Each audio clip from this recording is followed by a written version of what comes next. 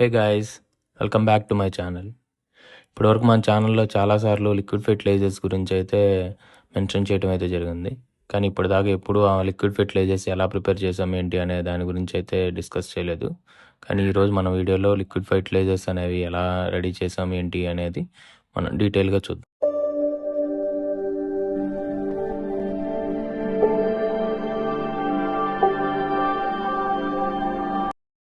జనరల్‌గా ఇంటి దగ్గర మొక్కలు పెంచుకునే వాళ్ళు ఏం చేస్తూ ఉంటారంటే, బయట నుంచి వివిధ రకాల ఎరువులను అయితే తీసుకొచ్చి మొక్కలకి వేస్తూ ఉంటారండి. కానీ చాలామందికి తెలియంది ఏంటి అంటే, మన కిచెన్‌లో ప్రొడ్యూస్ అయ్యే వేస్ట్ ద్వారానే మనం మొక్కలకి ఆ ఎరువు అనేది ఇవ్వచ్చు. అది 3 రకాలుగా ఇవ్వచ్చు మనం ఆ ఎరువు అనేది. ఒకటొచ్చేసరికి డైరెక్ట్‌గా ఆ వేస్ట్ మొత్తాన్ని మొక్కలకి వేసేసి, అది డీకంపోజ్ అయ్యేదాకా వెయిట్ చేయడం వల్ల మొక్కలకి న్యూట్రియంట్స్ అనేవి అందుతాయి. ఇదొక టైమ్ టేకింగ్ ప్రాసెస్ అండి. రెండోదొచ్చేసరికి కంపోస్ట్ తయారు చేసి ఆ వేస్ట్‌తోనే మొక్కలకి ఇవ్వటం వల్ల ఏమవుతుందంటే కొంచెం త్వరగా మొక్కలకనేది ఆ న్యూట్రియంట్స్ అనేవి అందుతాయి. మూడో పద్ధతొచ్చేసి లిక్విడ్ ఫెర్టిలైజర్స్. ఆ వేస్ట్ ఏదైతే ఉందో మన కిచెన్ నుంచి ప్రొడ్యూస్ అయింది లైక్ రైస్ కడిగిన నీళ్లు గానివ్వండి, అలాగే వెజిటబుల్ వేస్ట్ గానివ్వండి, దానన్నిటిని ఒక కంటైనర్‌లో వేసి, ఆ కంటైనర్ మొత్తం ఫుల్ అయిన తర్వాత ఒక 2, 3 డేస్ దాన్ని అలా కదపకుండా వదిలేస్తే దాంట్లో ఆ వేస్ట్‌లో ఉన్న మెటీరియల్ అంతా కూడా వాటర్‌లోకి అబ్జర్వ్ చేసుకొని అదొక ఫెర్టిలైజర్ కింద తయారవుతుందండి.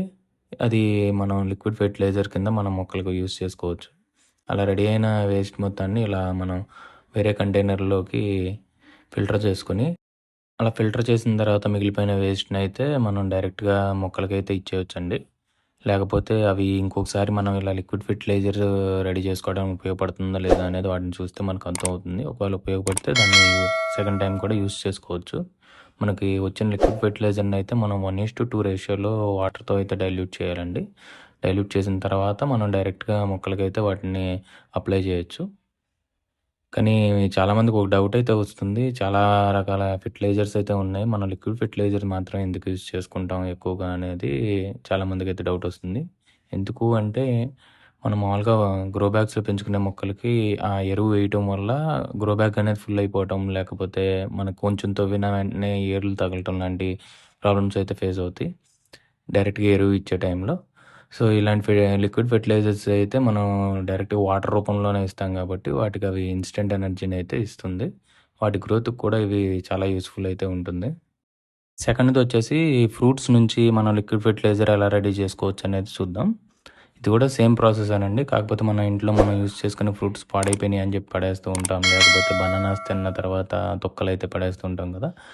అవన్నీ కూడా మనం కలెక్ట్ చేసుకొని ఒక కంటైనర్‌లో వాటర్ పోసేసి ఒక 2, 3 డేస్ అలా వదిలేస్తే వాటిలో ఉన్న కంటెంట్ మొత్తం వాటర్‌లోకి అబ్జార్బ్ చేసేసుకుంటుంది. అది కూడా ఒక లిక్విడ్ ఫెర్టిలైజర్ కింద మనకు యాక్ట్ అవుతుంది.